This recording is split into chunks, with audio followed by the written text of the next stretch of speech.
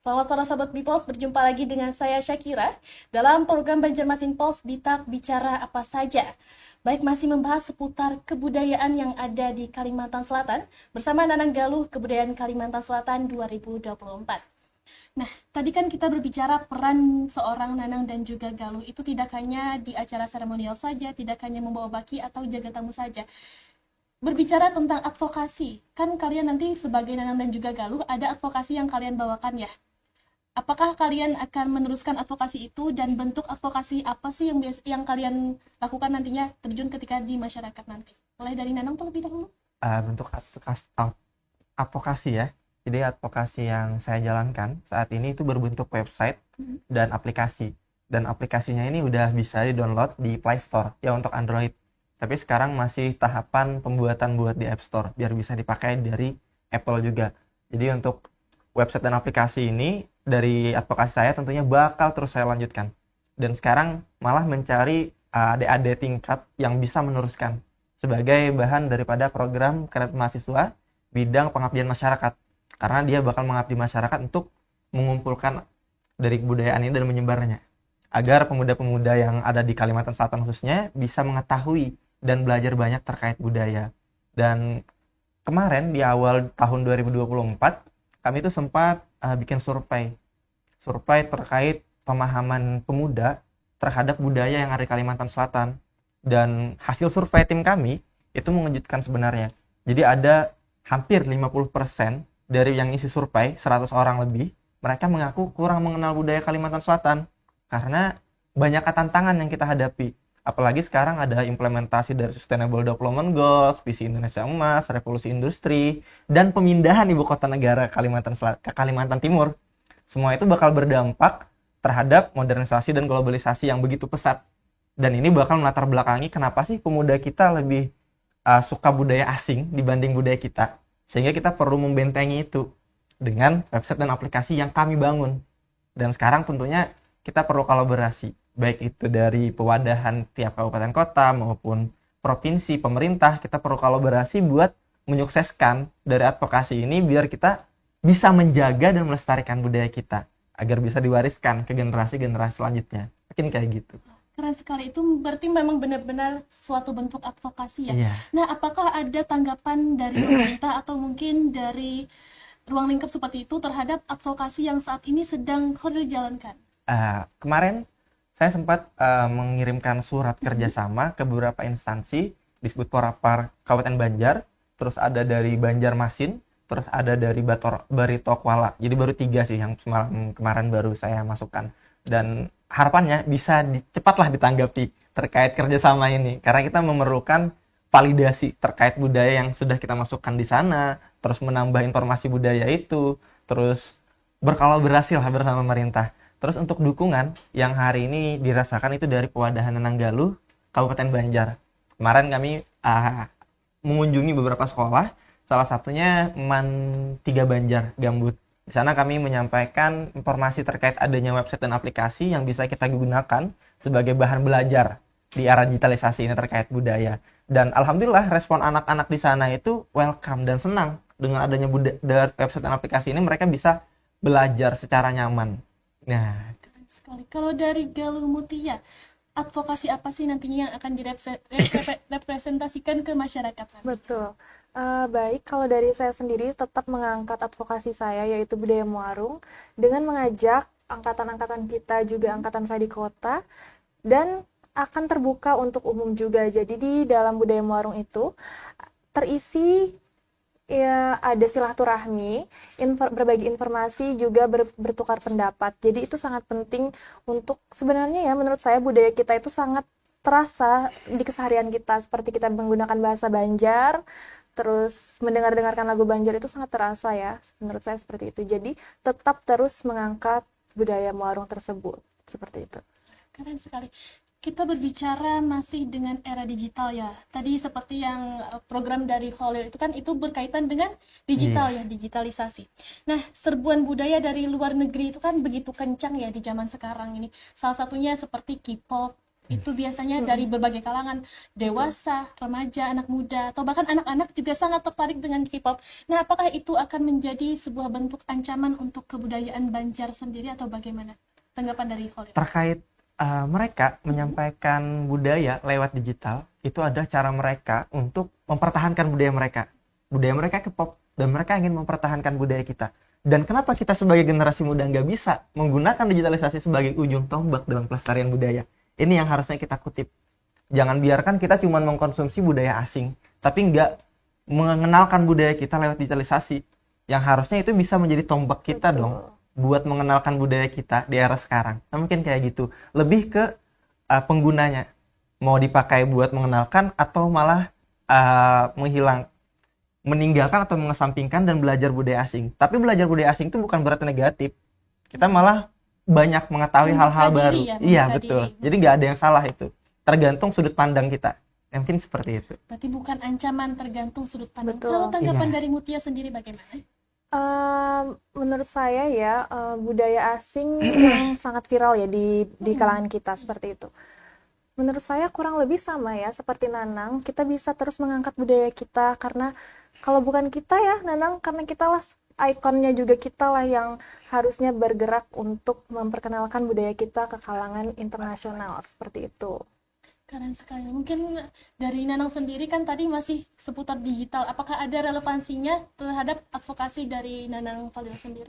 Kalau relevansi, tentunya website dan aplikasi ini sangat relevan dengan era digitalisasi sekarang. Apalagi dibungkus atau dikemas dengan game interaktif. Makanya namanya kan media belajar interaktif, tapi berbasis isinya budaya. Nah, sekarang saya amati lagi, sekarang ini malah kebanyakan event-event itu cosplay. Iya, Itu iya. menarik sekali ya. Iya, cosplay. Nah, Wibu-wibu ya. iya, yang seharusnya pemuda-pemuda kita dikenalkan dengan pakaian adat, entah atau apapun itu yang berkaitan dengan budaya kita.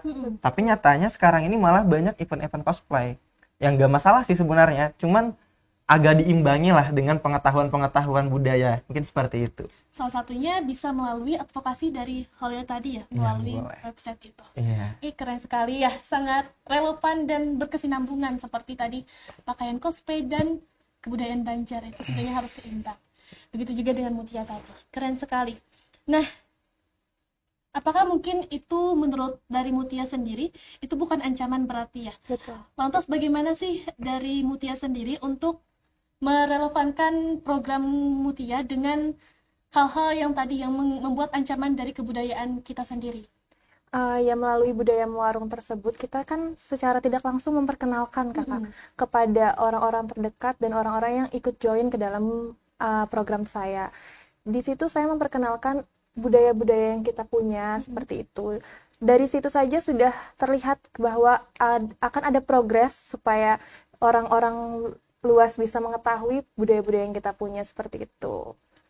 Keren sekali. Kalau dari Nanang, tadi kan memang ada hubungannya ya dari advokasi Nanang terhadap yang kita bahas tadi tentang kebudayaan yang terhubung dengan K-pop dan sebagainya. Itu bukan sebuah ancaman, kita kembalikan lagi, itu bukan sebuah ancaman. Nah, apakah mungkin menurut Nanang sendiri pelestarian kebudayaan tradisional ini apa ya? Apakah ada kekurangan atau bagaimana dari segi pemerintahnya sendiri mungkin menghadapi kebudayaan kita? Apakah ada kekurangan gitu? Kalau menurut dari Nanang sendiri?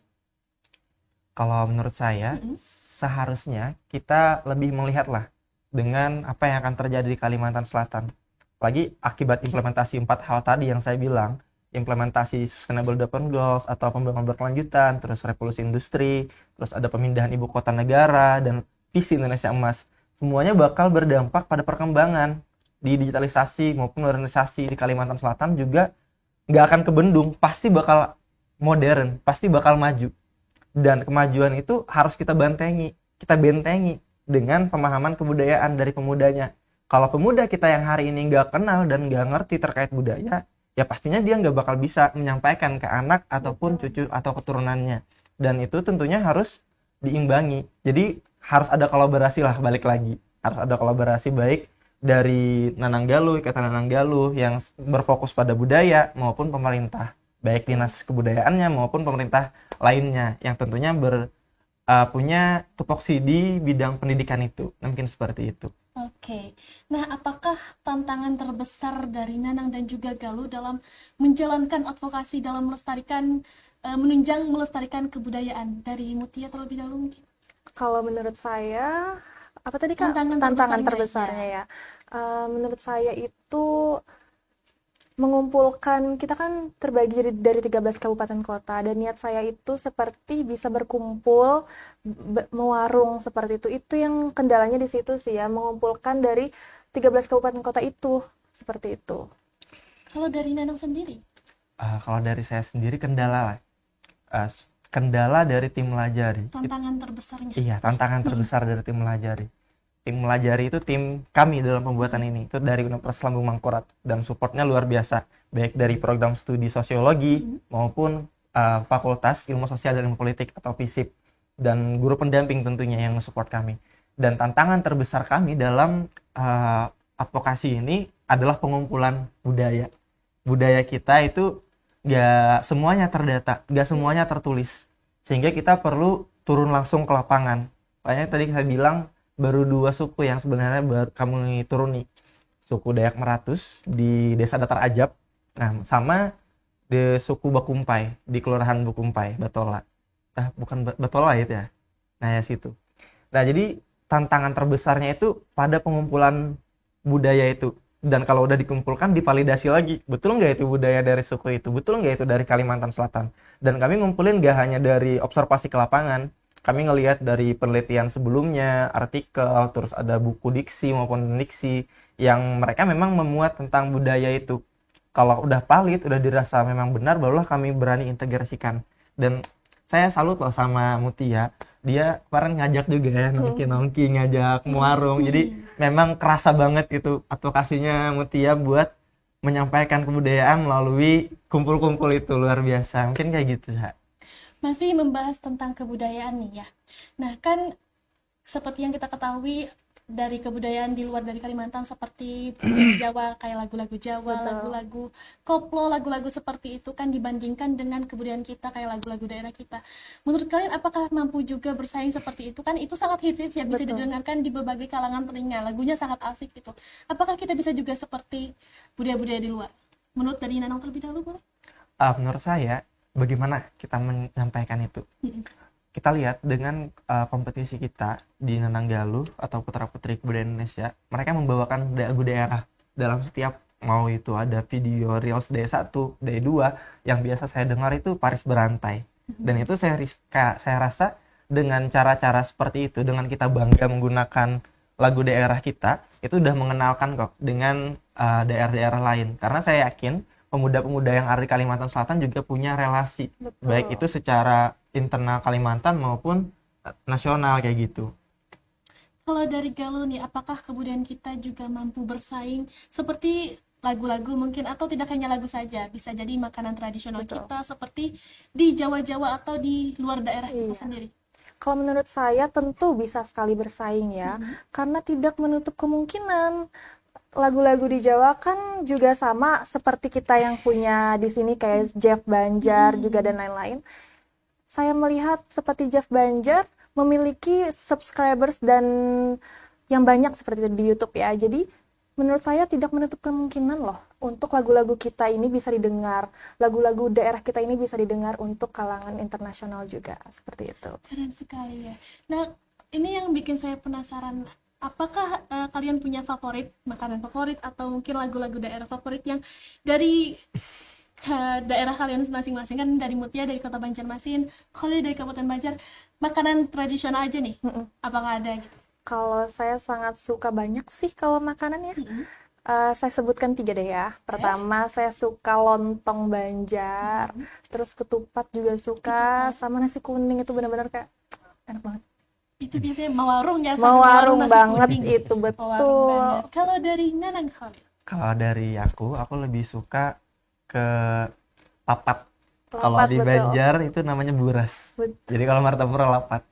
Terus ya lontong tuh yang tampusing kalau Banjar. Aku suka juga yang segitiga. Nah itu lontongnya. Kan ada lontong yang bulat juga, Betul. ada yang segitiga. Aku lebih suka yang segitiga sama buras. Terus yang terakhir itu ketupat betumis. Nah, enak banget. Apalagi sama telur bebek gitu.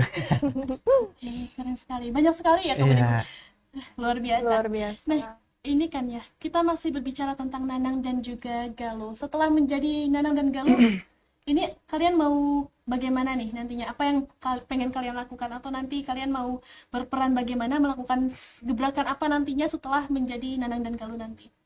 Kalau saya pribadi tentunya terus-menerus mendedikasikan diri juga mengangkat program kerja yang saya punya dan terus berkontribusi berkolaborasi di Ikatan Nanang Galuh Kebudayaan Kalimantan Selatan tersebut, seperti itu. Kalau dari Nanang sendiri? Kalau dari saya tentunya ngedukung Galuh dengan berbagai macam gebrakan-gebrakan baru kita nanti kita kolaborasikan sama-sama. seperti itu. Terus mendukung pemerintah karena itu memang menjadi tanggung jawab kita sebagai representasi pemuda dan bakal ngedukung pemerintah dari segi berbagai macam entah yang disampaikan oleh Syakira tadi, terus juga advokasi ini. Betul. Advokasi ini saya rasa sangat penting buat kita laksanakan dan kita kolaborasikan bersama-sama.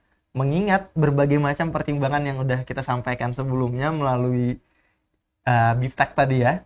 Mohon bisa kiranya kita kolaborasikan dan kita seriusi agar aplikasi ini bisa kita sebarluaskan dan digunakan oleh pemuda-pemuda yang ada di Kalimantan Selatan. Luar biasa ya, sangat keren sekali advokasi dan juga gebrakan nantinya yang akan dilakukan dari Nanang Kholil dan juga Galuh Mutia.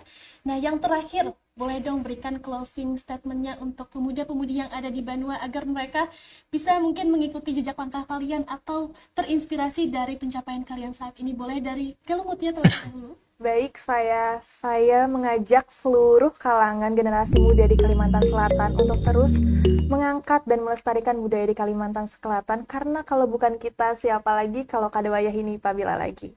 Agar budaya kita terus lestari. Mari bersama saya Galuh Mutia, terus kita lestarikan budaya Kalimantan Selatan. Keren sekali. Kalau dari Nanang?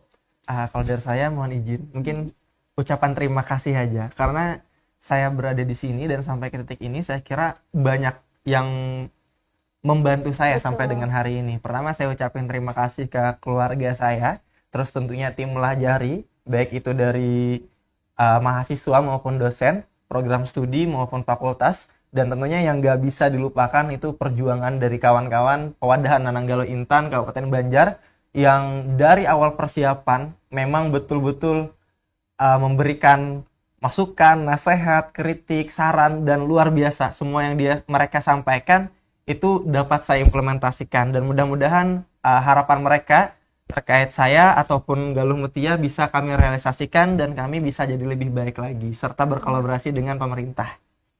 Luar biasa. Nah, Sobat Bipos, itu tadi closing statement dari dan pesan untuk anak muda dari Galuh Mutia dan juga Nanang Kholil. Nah, tidak terasa kita sudah 1 jam berbincang-bincang, ngobrol-ngobrol cantik. Sebenarnya ini waktunya sangat kurang ya. Saya masih penasaran tentang kehidupan pribadi mereka berdua. Mungkin nanti akan kita bahas di balik layar. Baik, saya ucapkan selamat terpilih untuk Nanang Kholil dan juga Galuh Mutia. Terima kasih. Selamat berjuang, selamat merepresentasikan advokasinya, mengabdi untuk Banua, untuk masyarakat Kalimantan Selatan, melestarikan kebudayaan. Baik Sobat People, sampai jumpa di sore hari ini, dan Bitalk akan kembali lagi dengan narasumber-narasumber menarik lainnya. Baik, saya akhiri, saya Syakira beserta kru yang bertugas mengucapkan terima kasih dan pamit undur diri. Wassalamualaikum warahmatullahi wabarakatuh. Download Tribun X sekarang. Menghadirkan lokal menjadi Indonesia.